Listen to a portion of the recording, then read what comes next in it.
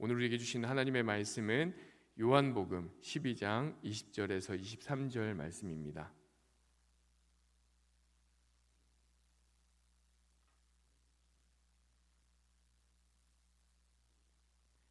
명절에 예배하러 올라온 사람 중에 헬라인 몇이 있는데 그들이 갈릴리 벳세다 사람 빌립에게 가서 청하여 이르되 선생이여 우리가 예수를 뵙고자 하나이다 하니 빌립이 안드레에게 가서 말하고 안드레와 빌립이 예수께 가서 여쭈니 예수께서 대답하여 이르시되 인자가 영광을 얻을 때가 왔도다. 아멘. 이는 살아계신 하나님의 말씀입니다. 우리가 금년에 창립 70주년을 맞이하고 있습니다. 그래서 제일 먼저 우리가 했던 것은 70주년 전교인 필사 성경을 쓰는 일이었습니다. 그리고 3월 달에는 세계 십자가 전시회를 했고요. 부활절 날이 지나고 나서 70주년 감사 예배와 장로 취임 예배를 드렸습니다. 그리고 그때 담임 목사의 신내교회 이야기가 출판되었습니다. 그리고 그 즈음에 컴패션과 함께하는 세계 빈곤 아동을 지원하는 일들을 시작했습니다. 그리고 그로잉 EOE 제자 훈련이 실시되었고 4년 전부터 시작되었던 트리니티 성경 공부를 1차적으로 마치게 되었습니다. 그리고 전교인 전가족 수련회가 있었고요. 70주년 기념 부흥성회가 지금 열리고 있습니다. 앞으로 11월 마지막 주일에 70주년 기념 음악 예배가 있고요. 그리고 70년사 신내교회 창립 70년사까지 발간하면 적어도 5, 6년 전부터 우리가 70주년 기념 행사를 준비했던 것들을 다 이루게 되죠. 가장 중요한 거 한 가지가 빠졌네요. 라오스에 우리가 70주년 기념교회를 세우고 봉헌하고 온 것, 무엇과도 비교할 수 없는 큰 축복이었고 영광이었습니다. 이런 모든 일들을 위해서 협력해 주시는 성도님들께 진심으로 큰 감사를 드립니다. 특별히 감사하기는 부흥성회가 열리고 있는데 시간마다 감사하며 하나님께 영광 돌리셔서 감사합니다. 평상시 주일이기도 하지만 부흥성회가 이어지고 있다는 마음 가지고 또 특별한 마음으로 감사하면서 하나님께 영광 돌리고 끝까지 유종의 미를 거두시기를 바랍니다. 부흥회라고 하는 것은 영적인 온도를 올리는 시간입니다. 내 신앙의 기본기를 다시 한번 되돌아보고 영적 신앙의 온도를 상승시키는 그런 시간이라고 생각합니다. 오늘 김기성 목사님, 아마 코로나 시기에 기독교 방송 매체에서 가장 많이 인지도가 높아진 목사님 가운데 한 분입니다. 김기성 목사님께서 오셔서 2부, 3부 예배 때 말씀을 전해 주시겠습니다. 오늘 1부 예배에는 혹시 그 자리에 참석하지 못하시는 분이 계실까 봐 제가 짧은 말씀을 준비했습니다. 오늘은 예수님의 12명의 제자 가운데 한 사람인 안드레에 관해서 이야기를 하려고 합니다. 안드레는 베드로의 동생입니다. 베드로와 같이 갈릴리 호숫가에서 고기 잡는 어부였습니다. 베드로가 다혈질적인 성격을 가지고 있는 반면 동생 안드레는 신중하고 온건하고 견실한 사람이었습니다. 베드로가 좀 나대기를 좋아하고 설치고 튀는 사람이라면 안드레는 그림자같이 따라다니면서 소리 없이 봉사하는 사람이었습니다. 원래 안드레라고 하는 이름의 뜻은 남자답다라고 하는 뜻입니다. 그러나 성경에 기록된 안드레의 모습은 소심하고 조용한 성격의 소유자여서 남자답다라고 하는 그 이름의 뜻과는 좀 사뭇 대조를 이루기도 합니다. 안드레의 특징을 한마디로 표현하면 위대한 연결자라고 말할 수 있습니다. 그는 누군가를 예수님께 연결해 주는 역할을 하는 사람으로 쓰임받았습니다. 요한복음에는 안드레에 대한 기록이 3번 기록되어져 있습니다. 그래서 요한복음에 기록된 안드레에 대한 3번의 기록을 가지고 말씀을 나누려고 합니다. 요한복음 1장에 보면 안드레가 자기 형제 베드로를 예수님께로 연결시켜주는 일들을 하게 됩니다. 안드레는 원래 세례 요한의 제자였습니다. 세례 요한의 제자였지만 세례 요한이 예수님이 지나가는 것을 보면서 보라, 세상 죄를 지고 가는 하나님의 어린 양이로다 이렇게 말씀하시고, 저분은 나보다 더 큰 일을 행하실 분이다. 나는 감히 저분의 신발끈을 풀고 묶기도 합당하지 않은 사람이다. 이렇게 이야기를 해 주었습니다. 그래서 이 안드레는 예수님을 따라가서 예수님의 첫 번째 제자가 되어진 사람이기도 합니다. 그런데 요한복음 1장 40절 이하를 보면 예수를 먼저 만났던 이 안드레가 자기 형 시몬 베드로를 찾아가서 말합니다. 우리가 메시아를 만났다 이렇게 얘기합니다. 그리고 자기 형 베드로를 데리고 예수께로 나아왔다고 성경은 기록하고 있습니다. 여러분, 세상에 힘든 일 중에 가장 힘든 일이 내 가족을 하나님께로 인도하는 일입니다. 내 가족을 하나님께로 인도하는 일은 결코 쉽지가 않습니다. 저는 어렸을 때 저희 어머니가, 제가 태어나기도 전부터 예수 믿는 사람이었고 열심히 믿는 믿음의 사람이었는데, 우리 아버지는 늘 우리 가족들을 보고 하나님이 있기는 어디 있느냐, 하나님을 믿으려면 차라리 내 주먹을 믿으라고 얘기했던 분입니다. 저는 어렸을 때 우리 아버지로부터 하나님을 믿으려면 차라리 내 주먹을 믿으라고 우리 자녀들 앞에서 얘기했던 그 아버지의 주먹이 지금도 늘 생각나곤 합니다. 내 아버지가 제가 초등학교 5학년 때 중풍으로 쓰러지셨습니다. 그때 저희 어머니가 이렇게 말씀하셨습니다. 우리 가족들을 불러 모아놓고 너희 아버지 육신의 질병을 고쳐달라고 기도하는 것은 누구나 할 수 있는 일이다. 자기 아버지나 자기 남편이 병들어 병원에 있으면 고쳐달라고 하는 기도는 누구든지 할 수 있는 기도다. 그러나 우리는 이번 교회에 너희 아버지 영혼도 구원시켜달라고 기도하자 이렇게 말씀하셨습니다. 그리고 저희 어머님은 다락방에 올라가서 기도할 때, 하나님, 육신은 어차피 한 번 왔다가 한 번 가는 인생입니다. 내 남편 육신의 질병으로 데려가셔도 좋습니다. 그러나 영혼 구원시켜 놓기 전에는 하나님이라도 못 데려갑니다. 제가 제 남편 영혼 구원시키기 위해서 받은 핍박과 멸시는 얼마이며, 그리고 내 남편으로부터 무시받은 순간은 얼마이며, 그리고 내 남편을 구원하기 위해서 기도하며 흘린 눈물은 얼마이며, 하나님 이것을 기억하신다면 내 남편 영혼을 구원시켜 놓고서 내 남편 육신을 데려가십시오. 이렇게 아주 정말 사생결단에 때를 쓰는 기도를 하셨습니다. 저희 아버지가 세브란스 병원에서 16일 동안을 의식불명의 상태로 있었어요. 16일 동안 의식불명의 상태로 있으면 다시는 깨어날 수 없어요. 그 당시는 1960년대 중반이었기 때문에 중풍을 치료할 수 있는 의학적인 방법이 한 가지도 없었어요.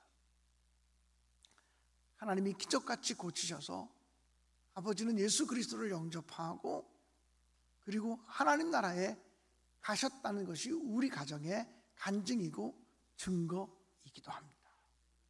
사랑하는 여러분, 자기 가족을 전도하는 것이 어려운 일 중에 가장 어려운 일이에요.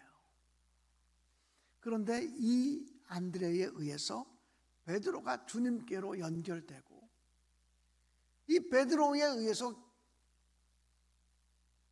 기독교회가 시작되는 것을 보게 돼요.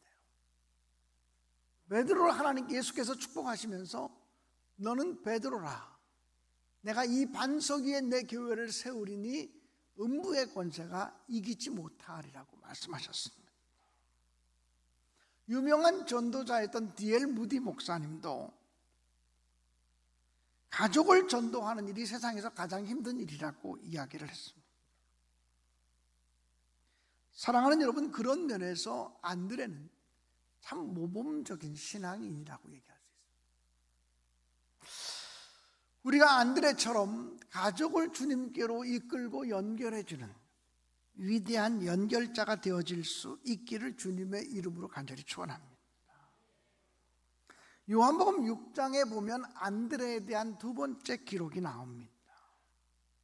요한복음 6장은 예수께서 베세다 광야에서 보리떡 5개와 물고기 2마리로 5,000명을 먹이고 또 12광주리를 거두는 기적을 이루는 사건입니다. 그때 예수께서 아침부터 저녁까지 예수의 말씀을 듣느라 기진맥진한 그 무리들을 보시고 불쌍히 여기시면서 너희가 저들을 먹이라고 말씀했습니다. 그때 예수님의 제자 중에 한 사람인 빌립은 얼른 계산했습니다. 이 많은 사람들에게 아주 조금씩이라도 먹이려고 하면 200데나리온의 떡이 부족할 것 같습니다라고 말했습니다. 200데나리온이면 우리 돈으로 한 4, 5천만 원 정도 됩니다. 이 안드레는 기가 막히게 계산해낸 사람이었어요. 거기 있는 무리들을 조금씩이라도 먹이려면 한 5천만 원 돈을 가져도 부족할 것 같습니다 라고 말해요. 최소한의 그 요깃거리만 준다고 해도 그 정도 돈이 부족하다고 정확하게 계산을 해냈습니다. 그런데 그 얘기를 들은 안드레는 축복의 재료를 찾아다녔습니다. 안드레는 예수님의 능력을 믿었기 때문에 누구 음식을 가지고 온 사람이 있는지를 찾아다녔습니다. 그리고 보리떡 5개와 물고기 2마리를 자기의 도시락처럼 싸갖고 온 어린 소년을 발견하고 그 소년을 예수님께로 연결해 드렸습니다. 그리고 예수님은 그 소년이 드린 보리떡 5개와 물고기 2마리를 축사하시고 감사하며 기도하신 후에 떼어 나누어 주실 때 놀라운 기적이 일어나게 되었다고 성경은 기록하고 있습니다. 그러니까 오병이어의 기적은 분석하고 계산하는 빌립에 의해서 나타난 것이 아니고 행동하는, 예수의 능력을 믿고 행동하는 안드레를 통해서 이루어졌다라고 하는 거예요. 그런 측면에서 보면 요한복음 6장에서는 이 안드레는 어린 소년을 예수님께로 연결해준 위대한 연결자가 되었다라고 하는 것입니다. 다시 말하면 안드레는 계산을 초월한 믿음의 사람이었다는 거예요. 여러분, 교회에서도 계산하고 분석하고 따지고 이런 사람도 필요합니다. 그런 사람이 있어야만 교회가 실수하지 않죠. 계산하고 분석하고 따지고. 그런데 그런 사람을 통해서는 기적이나 권능은 나타나지 않습니다. 기적이나 권능은 오히려 안드레처럼 보리떡 5개와 물고기 2마리 그 조그만 어린아이나 먹어야 흡족할 만한 그 도시락이 이 많은 사람들에게 무슨 소용이 있을까? 이렇게 생각할 수 있음에도 불구하고 그래도 이것을 예수님께로 가져가면 뭔가 놀라운 일이 있을 거다. 예수님의 능력에 대한 기대를 갖는 안드레에 의해서 오병이어의 기적이 펼쳐졌다라고 하는 것입니다. 저와 여러분 우리 모두가 계산을 초월한 믿음의 사람이 되어지기를 주님의 이름으로 간절히 축원합니다. 요한복음에 기록된 안드레에 대한 세 번째 기록은 요한복음 12장에 나오는 말씀입니다. 명절에, 즉 유대인들이 예루살렘으로 모이는 명절에 예루살렘 성전을 찾아온 사람 중에는 몇 사람의 헬라인도 있었다고 성경은 기록하고 있습니다. 그런데 그 몇 사람의 헬라인이 예수님을 만나고 싶어서 빌립을 찾아왔습니다. 이 빌립이라고 하는 사람은 우리가 알지만 언제나 분석하고 계산하고 이런 사람이기 때문에 행동하는 걸 잘 못합니다. 이 빌립이 자기를 찾아온 헬라온 몇 사람을 데리고 안드레를 찾아갑니다. 안드레가 그 헬라인들을 데리고 예수님께로 연결해 주는 역할을 합니다. 빌립은 이 헬라인들이 이방인인데 예수님께 연결해도 될까? 이방인들을 예수님께 연결하면 무슨 비난을 들을까? 유대인들로부터 무슨 비난을 들을까? 무슨 비판을 받을까? 겁이 나서 행동하지를 못합니다. 그래서 안드레를 찾아가서 헬라인 몇 사람이, 이방인 몇 사람이 예수님을 만나려고 하는데 어떻게 하면 좋지? 이렇게 얘기한 거죠. 그러나 안드레는 그까짓 거 가지고 왜 고민해? 예수님을 만나러 온 사람이 있으면 예수님께 연결하면 되지. 아니, 우리가 믿는 예수님이, 우리가 따르는 예수님이 사람 차별하는 예수님이야? 우리가 믿는 예수님이 사람을 편견으로 대하시는 예수님이야? 그렇지 않잖아. 예수님께 연결해 드리자. 그리고 이방인 몇 사람을 예수님께 연결해 주는 역할을 한 사람이 안드레였다 라고 하는 사실을 성경은 우리에게 보여주고 있습니다. 여러분, 이 안드레라고 하는 사람이 어떻게 보면 이방인 전도의 첫 번째 물꼬를 튼 사람이라고도 말할 수 있습니다.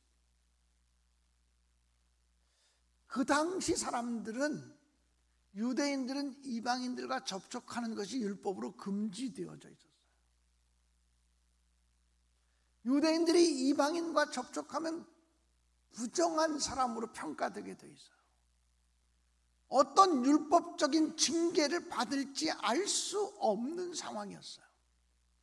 빌립은요, 계산하고 분석하고 그러는 사람이기 때문에 절대로 그들을 예수님께로 연결할 수가 없어요. 이 사람들을 예수님께 연결하면 이익은 뭘까? 손해는 뭘까? 무슨 유익이 있을까? 무슨 손해가 있을까? 생각이 많아. 그래서 행동하지 못해요. 근데 예수님의 제자 중에 안드레는 단순해요. 진실해요. 그리고 내가 예수님을 다 알지 못하지만 그가 이방인이든 죄인이든 또는 소외된 사람이든 지금 무시받고 있는 사람이든 그 어떤 사람이든지 예수를 만나기 원하는 사람이라면 예수님께 연결해 드리는 것이 제자들의 역할이라고 믿었던 사람이에요. 근데 언제나 하나님의 놀라운 역사는 안드레와 같은 사람을 통해서 나타난다는 거예요. 하나님의 교회에도 보면 빌립과 같은 유형의 성도들이 많아요.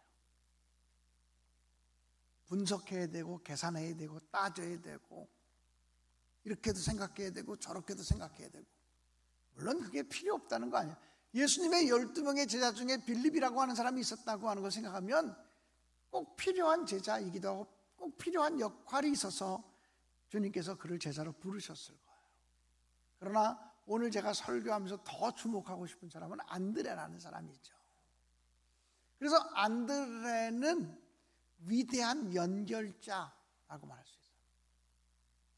자기 형 베드로를 예수님께 연결해 드린 사람. 그 베드로가 사도 중에 사도가 되지 않습니까? 제자 중에 제자가 되지 않습니까? 여러분, 만약에 우리가 천국에 가서 베드로 사도를 만나게 되면 베드로 사도님 어떻게 그렇게 큰 일을 하셨습니까? 라고 물으면 베드로는 아유, 제 동생 때문이에요. 제 동생 안드레 덕분이에요. 라고 말할 거예요. 우리가 천국 가서 바울 사도를 만나서 아니 바울 사도님은 어떻게 그렇게 큰 일을 감당하셨습니까? 라고 물으면 바울 사도는 아유, 저는 한 일 없어요. 바나바 때문이에요. 이렇게 말할 거예요. 꼭 위대한 사람이 있게 할 때 위대한 사람을 먼저 주님께로 연결해 주는 무명의 사람이 등장해요. 우리가 볼 때는 그가 위대한 사람보다 더 중요하지 않게 쓰임받은 사람처럼 보이지만 그 사람이 없이는 하나님의 역사가 이루어지지 않았을 거라고 하는 사실을 분명히 확인할 수 있습니다. 저는 우리 교회에 베드로 같은 사람도 필요하고 사도 바울과 같은 사람도 필요하지만 누군가를 베드로가 되게 하고 누군가를 사도 바울이 되게 하는 역할을 감당하는 조용한 숨은 봉사자, 이름도 없이 빛도 없이 봉사하는 숨은 봉사자들이 더 많이 필요하다고 분명히 느낍니다. 안드레처럼 자기 가족을 주님께로 연결해주는 위대한 연결자, 안드레처럼 다른 사람들은 안 된다고 말할 때 예수님께 가면 돼, 이것 가지고 무엇을 할 수 있겠어라고 말할 때 예수님께 가져가면 이것 가지고도 가능해, 이러면서 어린아이를 주님께로 연결했던 위대한 연결자, 계산을 초월해서 믿음의 삶을 살았던 안드레와 같은 사람이 되어지기를 주님의 이름으로 축복합니다. 예수님 당시에 모든 사람들이 이방인은 부정한 사람이고 이방인들은 성전에 들어올 수 없고 감히 이방인이 어떻게 예수를 만날 수 있어? 라고 하는 고정관념을 가지고 살아가던 그때에 이 세상 어떤 사람이든지, 이 세상 어떤 죄인이든지, 이 세상 어떤 소외된 사람이든지 모두 주님을 만날 수 있어, 이런 마음을 가지고 연약한 사람들, 약한 사람들, 무시받는 사람들, 천대받는 사람들을 주님께로 인도해냈던 위대한 연결자 안드레. 저와 여러분이 베드로같이는 못돼도, 사도 바울처럼은 못 쓰임받아도 안드레와 같이 쓰임받는 믿음의 사람들이 되어질 수 있기를 주님의 이름으로 간절히 축원합니다.